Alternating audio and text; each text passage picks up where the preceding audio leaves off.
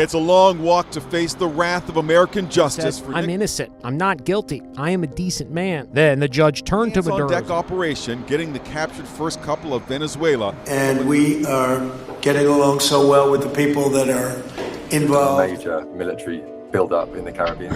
Venezuela's capital has come under attack overnight. Imagine रात के 2 बज रहे हैं, एक पूरा शहर पीसफुली नींद में।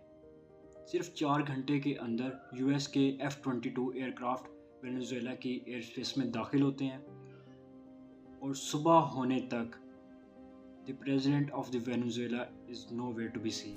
वो किसी कू में मारा नहीं गया। This is an extraction by the US military. On the other hand the American claimed it to be operation absolute resolve. The question arises कि आखिरकार वेनेजुएला की गवर्नमेंट को कौन चला रहा है। बात शुरू करते हैं वाशिंगटन की पॉलिसी से।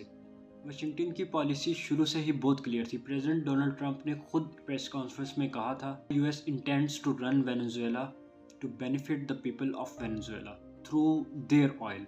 यानी हमला करने का जो भी कॉस्ट आई थी वो भी उन्हीं से वसूल की जाएगी जिन पर हमला किया गया। उन्होंने साफ साफ अल्फाज में कह दिया है कि there is no war against Venezuela. This is a law enforcement operation against a single person which in this case happens to be a head of state. US representative of the UN have clearly mentioned in his press conference that there is no war against Venezuela. उनका argument ये था कि 2022 में Maduro के खिलाफ charges लगाए गए। The charges were terrorism and narcotics. Venezuela के रिप्रेजेंटेटिव ने UN में चीख कर कहा है कि this is a cowardly kidnapping, not a law enforcement action. ये हमें जंगल लॉ की तरफ लेके जाता है। तो अब आते हैं सबसे बड़े ट्विस्ट पर।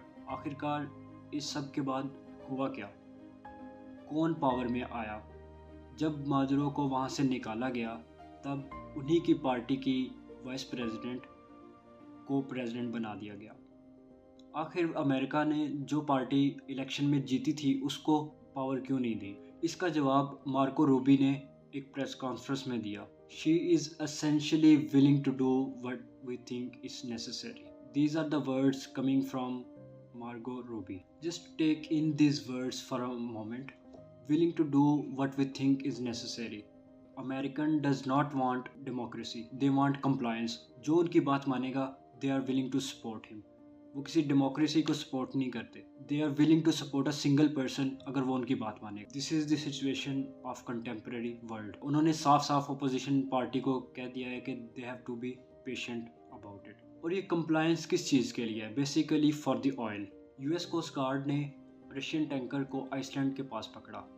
दे have claimed that they will sell this oil and put the money in escrow. सुनने में बहुत अच्छा लगता है कि जिन लोगों का ये ऑयल है उन्हीं लोगों के बेनिफिट के लिए इसको यूज़ किया जाए। Basically using oil wealth to benefit the people of Venezuela. But the ground realities are very different.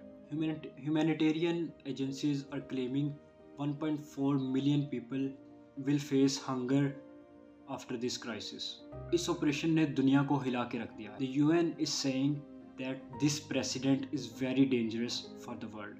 आज अमेरिका ये काम कर सकता है, कल को दुनिया का कोई भी मुल्क ये काम कर सकता है। यूरोपियन नेशन जैसे कि डेनमार्क और फ्रांस ने भी कहा है कि this is a violation of international border and this is not a president good for the world. और चाइना का रिएक्शन सबसे सख्त। चाइना के फॉरेन मिनिस्टर वेंग यी एक स्टेटमेंट दी जिसमें कहा कि no country can act as a police of the world, basically saying the Americans should not interfere with sovereignty of other countries. The contemporary world is changing. A lot of things are changing. This sovereign immunity is a joke at this point. I want to ask you, what do you think? Doing what is necessary is important or the democracy? Tell me in the comments what do you think, and I'll see you in another video.